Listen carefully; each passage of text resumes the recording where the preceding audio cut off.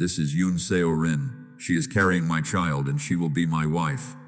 Kang Tae-sung reached off stage and brought her out. The woman was visibly pregnant, dressed in floor-length ivory silk, moving carefully in heels that were too high for someone 6 months along. She held his hand the way someone holds a railing. Not affection, just steadiness.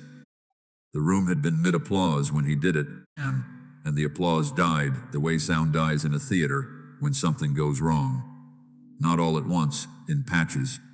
Tae-sung spoke into the microphone without looking at the crowd first. This is Yoon Seo-rin. She is carrying my child and she will be my wife. Stella was seated 12 feet from the stage. She had helped design this event. Her name was in the program notes under International Press Strategy. Note the centerpiece on her table. White ranunculus and sculptural steel stems she had approved from a florist's mock-up 3 weeks ago. She had been to this venue 4 times in the last 2 months alone. She knew every exit. Myra was beside her in a white dress with a navy ribbon at the waist, 5 years old, eating the last of her dessert with the focused contentment of a child who has no idea the room has stopped breathing. The board members at the adjacent table did not look at Stella. That was how she knew they had known. 2 security personnel in dark suits approached from her left. Stella looked at them once. Then she set her napkin on the table, folded it the same way she always did, and stood. She straightened Mira's ribbon. Mira looked up confused, a little smear of chocolate at the corner of her mouth. We're going? Stella took her hand. We're going. She did not look at Tae-sung. She did not look at Seo-rin. She walked toward the main doors with her shoulders level, and her pace even, and 200 people watched her do it, and said nothing because there was nothing to say. The cameras that had been on the stage slowly turned. The footage would be everywhere by morning. Not the announcement, her exit. That was the image that broke first. The doors closed behind them. Stop right here for 1 second. If this story already has you feeling something, the comments need to know.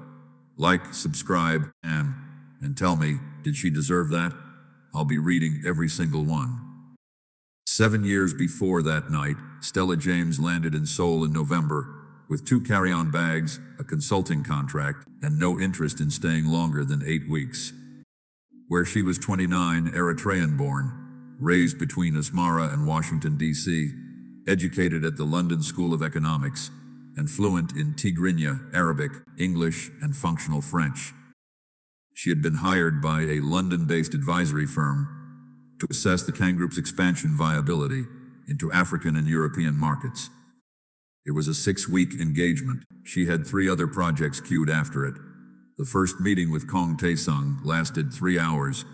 He was 34, the eldest son of a dynasty that had been building infrastructure across South Korea for 60 years, and he moved through rooms the way men do when they have never once been told to wait.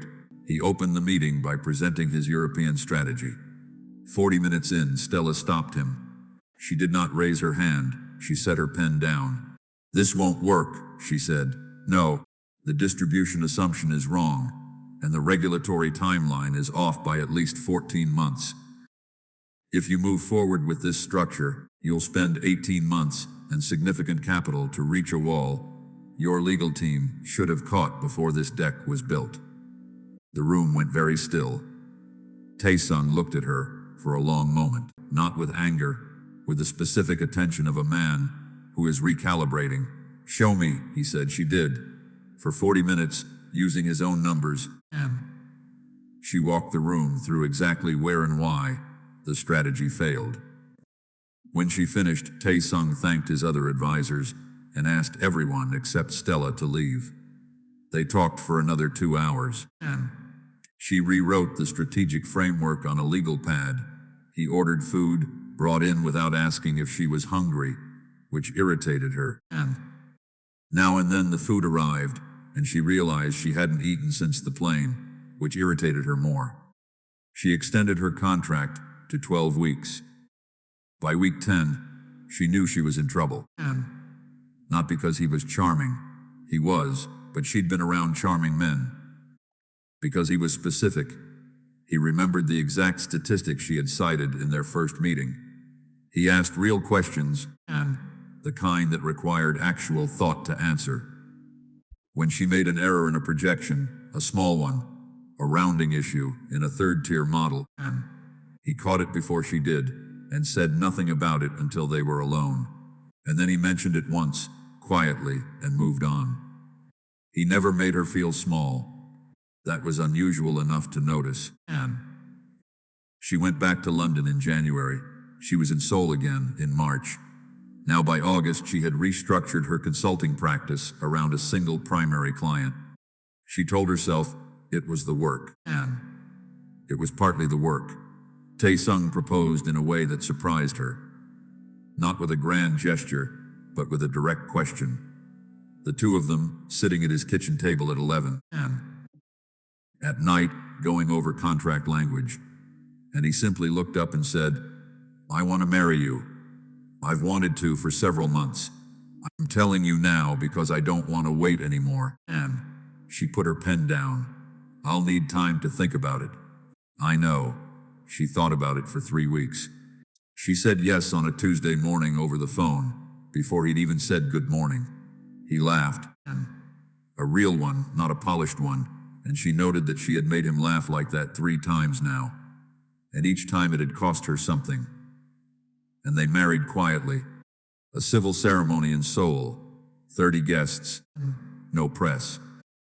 Madame Kang Bok-hee wore a pale gray structured suit and did not smile in a single photograph. She hugged Stella once briefly. "The way you touch something you're not sure is clean." And Stella noted it.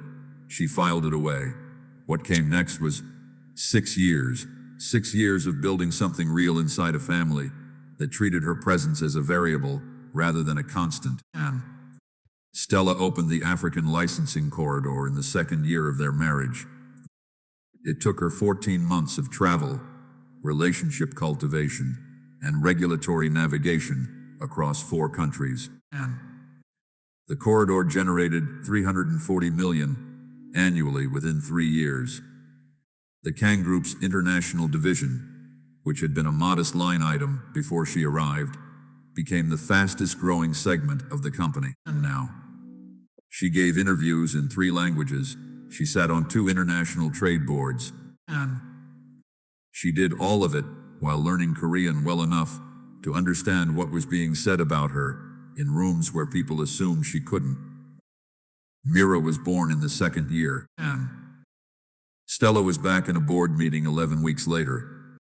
Not because she had to be, because the project was at a critical juncture, and she was the only person who could close it. And she brought Mira's baby monitor to the office for 2 weeks. Nobody mentioned it. She would have preferred they did. Director Moon Hyuk came into the picture at a state dinner in the 4th year, and Tae-sung had been seated beside him at a policy roundtable and spent most of the dinner on his phone. When Moon Hyuk raised a proposal about infrastructure development and something that directly intersected with 3 active Kang Group contracts, Tae-sung dismissed it in a single sentence without looking up, and Moon Hyuk's face did something that took only a second and then was gone. Stella, seated across the table, saw it clearly. She sent flowers to Moon Hyuk's office the next morning, and yellow tulips in a clean white box, no card beyond her name. 2 weeks later, she requested a lunch. They met at a restaurant she had chosen, neutral territory, nothing Kang adjacent, and she spent the meal asking him genuine questions about his policy work. And she listened the way people rarely do in those rooms, without looking for her own angle. Tae-sung never asked about it. And the signs that something was shifting came 14 months before the gala. She noticed it first in the legal documents. Small things. Restructuring language in subsidiary agreements, and a new attorney on correspondence she had always been copied on, and then wasn't. She asked Tae-sung about it once. He said it was administrative. He was looking at his phone when he said it, and then the family dinners. Madame Bae-ki had always been cold. but there is a specific quality to coldness when it becomes purposeful. She began making remarks about legacy at the table. Careful remarks, and the kind with enough plausible innocence to deflect a direct response.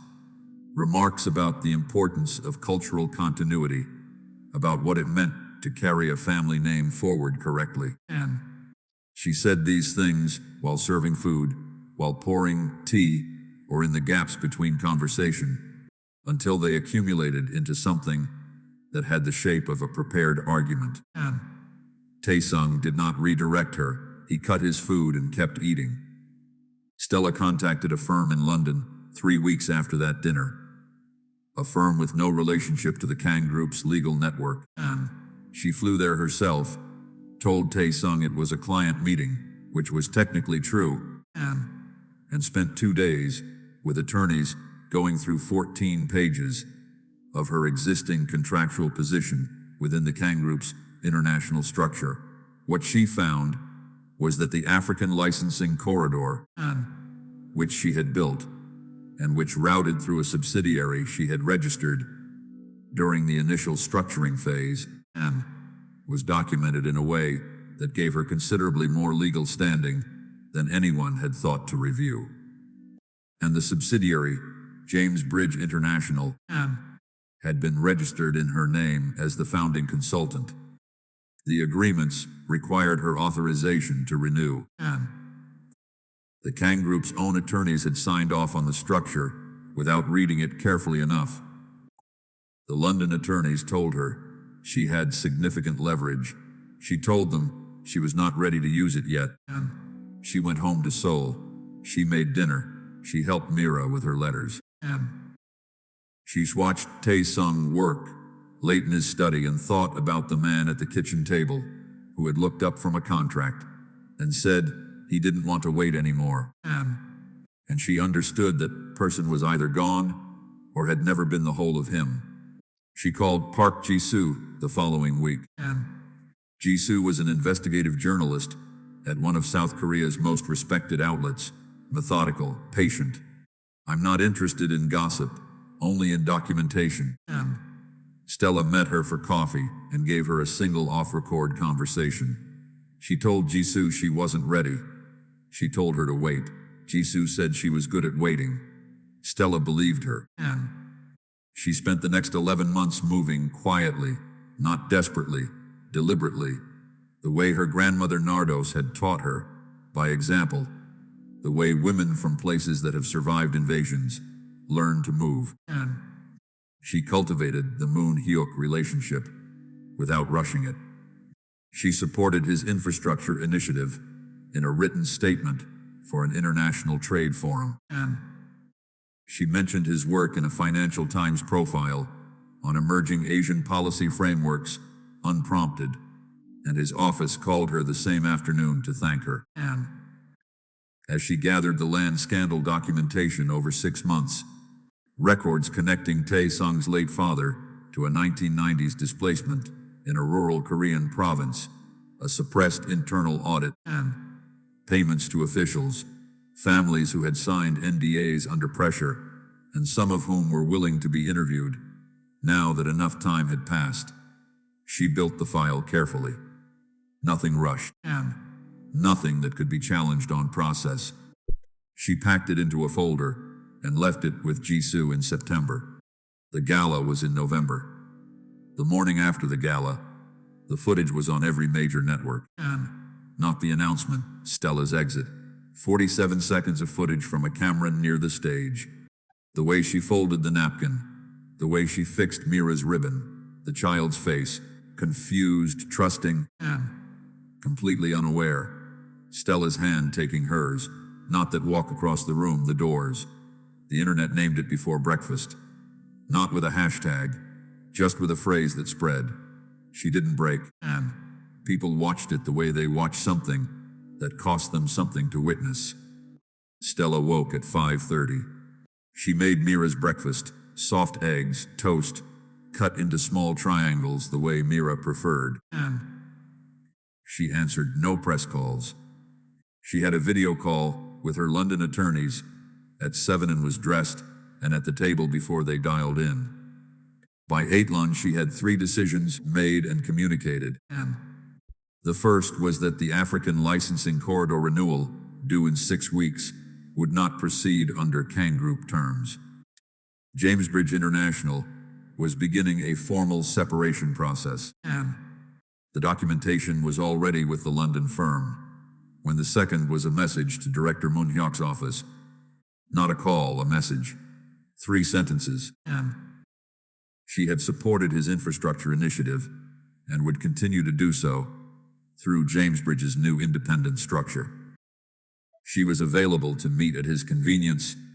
She hoped he was well, and his office responded before noon. He was available Thursday. The third was a single text to Park Jisoo. 2 words, it's time. Jisoo's first article ran on Tuesday, not the land scandal, and that was the second article. The first was quieter, a documented reconstruction of the Kang Group's international expansion over the past 6 years, and the specific financial contributions of Jamesbridge International, and the legal structure of the licensing agreements. It read like a business story. It was a business story. It was also a map, and invisible to anyone who understood what they were reading, of exactly where Stella stood. Tae-sung's attorneys called Stella's London firm within 4 hours of publication, and her attorneys responded that Ms. James was unavailable and would be in contact when she had availability. That was a Thursday. She met with Moon Hyuk on Thursday evening, and they had dinner at the same restaurant she had chosen for their first lunch 4 years earlier. He already knew most of it, the footage, the announcement, the business story, and he was not a man who required explanation. He told her that the Kang Group's domestic infrastructure contracts were coming up for a scheduled government review in the next quarter, and he said it the way people say things when they want you to understand the implication without them having to state it plainly. While Stella thanked him for dinner, and Jisoo's second article ran the following Tuesday. This one was the land scandal. It ran with documentation, the suppressed audit, the payment records, and interviews with 2 families from the displaced province who had agreed to be named. It was thorough, sourced, and immune to the kind of legal pressure the Kang Group's attorneys attempted to apply within 6 hours of publication. Jisoo had been waiting 18 months. She had done her own work in the interim, and the article was airtight. The Kang Group stock dropped 9% in the first trading session. By the end of the week, it was 11.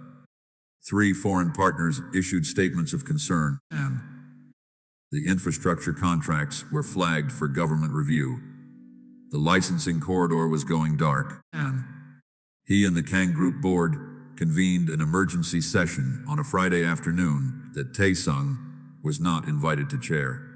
Board member chairman Lim Dong-chul, 71 years old, the longest-serving member, and a man who had known Tae-sung's father and had watched the family's reputation sustain things that should not have been sustainable, contacted Stella's London attorneys on Friday evening, and he did not want to fight, the message said. He wanted a conversation.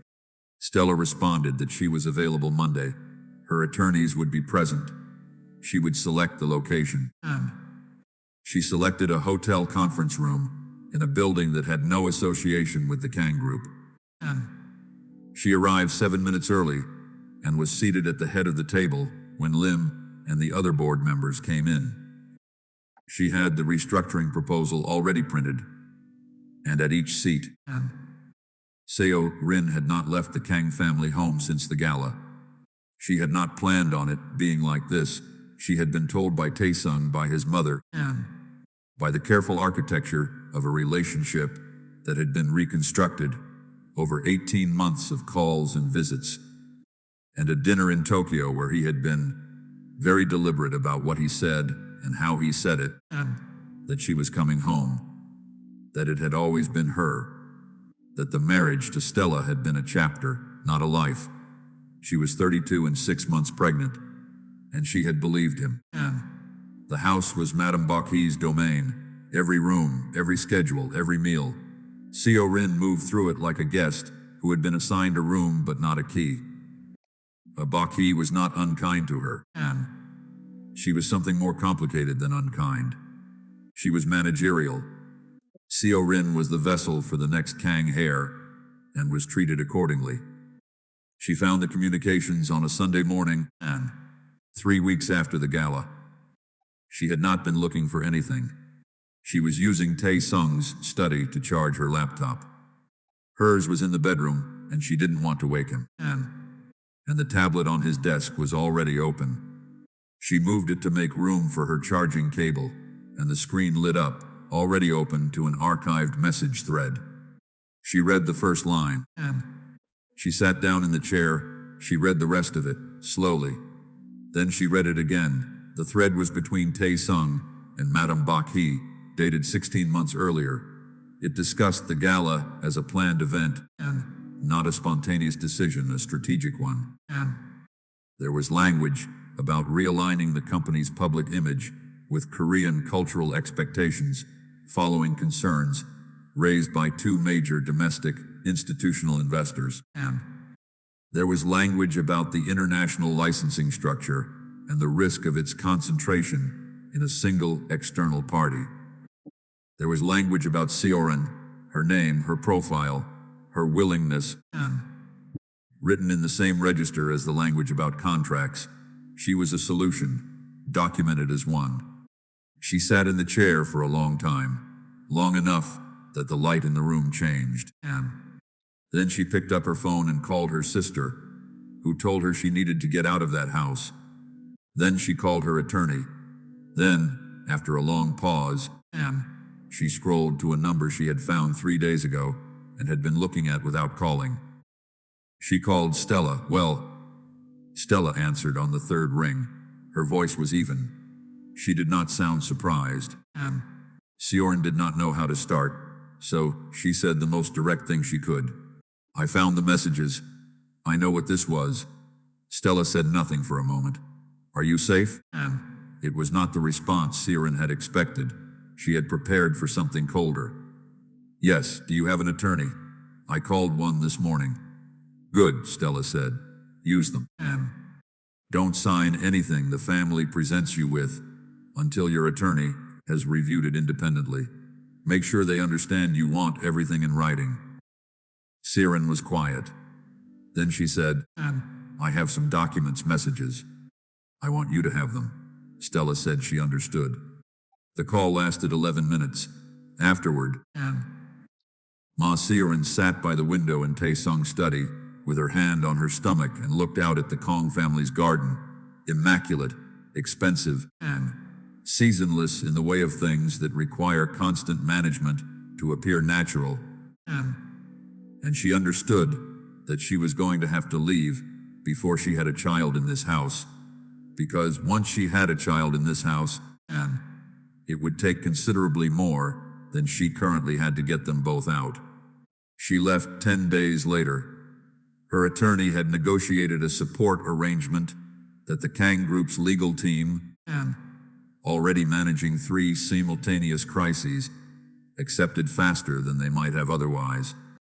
Stella's attorneys had sent a single communication to Seo-rin's attorney 3 days before the signing. Not instructions, information, irrelevant case, precedent, and documentation that strengthened Seo-rin's position considerably. No strings attached, no credit claimed. As Seo-rin's attorney mentioned it to her afterward, she thought about that for a long time. The board meeting was 90 minutes. Stella presented the restructuring proposal for 30 of them.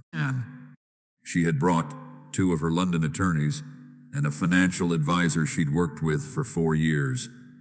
Chairman Lim had brought 3 board members and the Kang Group's general counsel, who had reviewed the James Bridge documents the previous weekend and arrived looking like a man who had not slept well.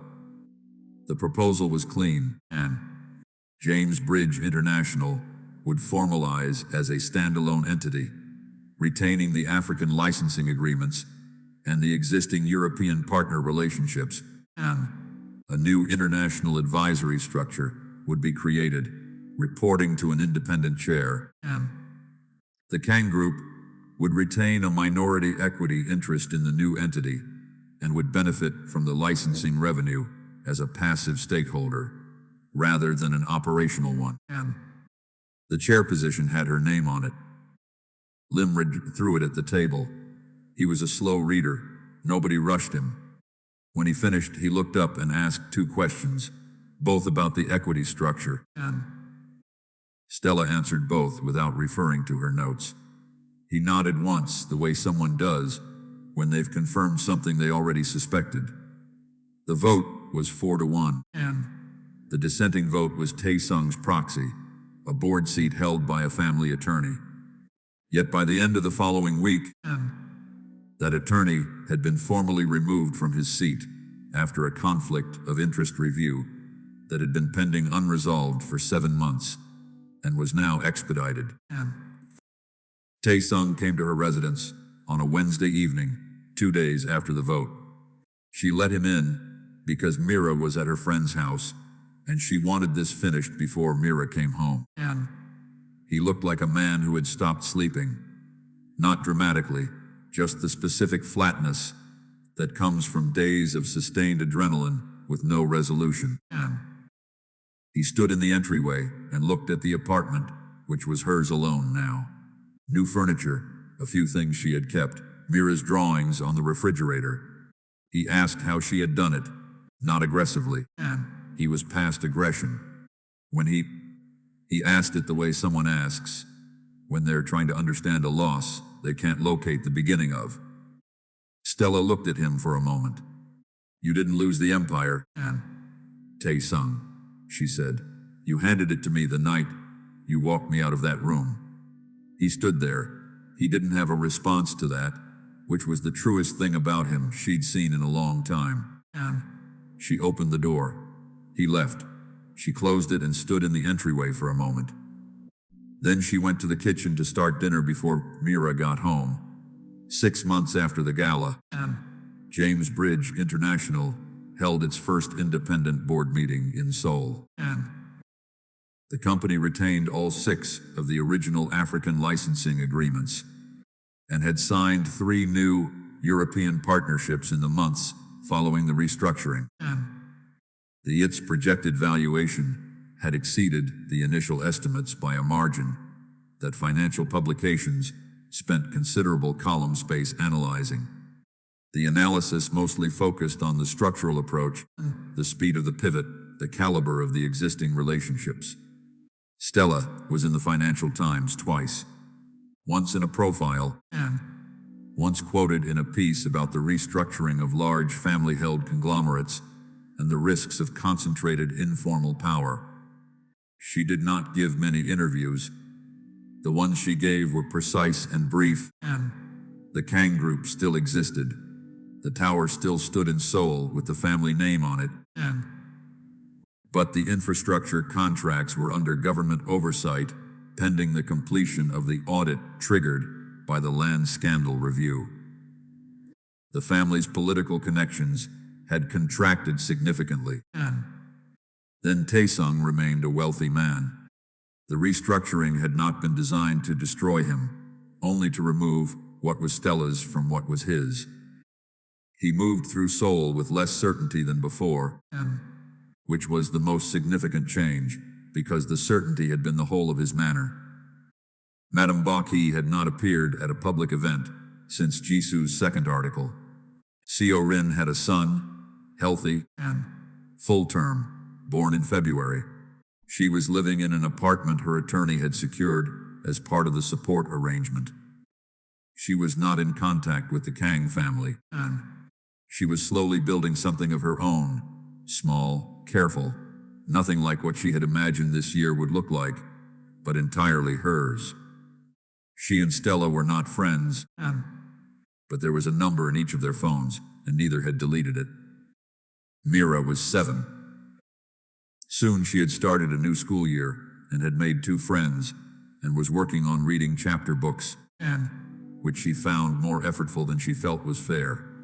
And she knew, in the incomplete way, children know things that her parents did not live together, and that something had happened at a party, and that her mother had built a company. And when a boy in her class said something about the gala, something he had clearly heard from his parents, imprecisely rendered, Mira looked at him and said, with a particular calm of a child, raised in a certain kind of household, "My mom owns a company."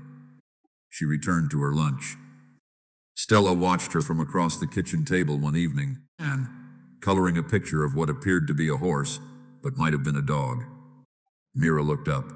Grandma Nardo said, "You're like her." "What does that mean?" Stella set down her tea. "It means we know how to wait," she said, "and we know what to build while we're waiting." Mira considered this. She seemed to find it acceptable. She went back to the horse. Stella sat with that for a moment, and then she got up and cleared the dishes. The office Stella worked from now was on the 14th floor of a building in central Seoul that had no association with the Kang Group. The view faced east, and the furniture was her own, not the careful, approved selections of a family home, but things she had chosen over the past 6 months, without consulting anyone. A desk in pale ash wood, a low credenza, and one chair for guests and no more, because she was not interested in rooms that accommodated crowds. She stood at the window at the end of a Thursday, the city going amber in the late afternoon, and when she was 36 years old, she had built 2 things in her life, the licensing corridor, and now this. The corridor had been built inside someone else's empire. This was the difference. And this belonged entirely to herself, and to the daughter asleep in the next room of an apartment, where every piece of furniture and every picture on the wall was something Stella had chosen without asking permission. And she did not take revenge. Revenge is loud. It makes noise and leaves marks in hands, the person who hurt you a story where they still matter. She did not give him that, and she took the only thing that actually outlasts power, the ability to build it again from the beginning, with her daughter watching. And the empire he thought he was protecting from her had always needed her more than it needed him. More, she simply waited until the world could see it too. She turned from the window, and she had a call in 10 minutes. She went to her desk. On a Tuesday morning 2 months later, Stella is in a government building in Seoul for a routine contract review, and James Bridge has expanded into an infrastructure licensing partnership, and there are documents to sign. She arrives early. She sits in a waiting area with a coffee she bought from the cart outside, and she's wearing a charcoal double-breasted suit, pearl earrings, nothing else. Her phone is in her bag. She is just sitting, and a woman across the waiting area looks at her for a moment, with the expression of someone who recognizes a face, but is not certain from where. Stella notices.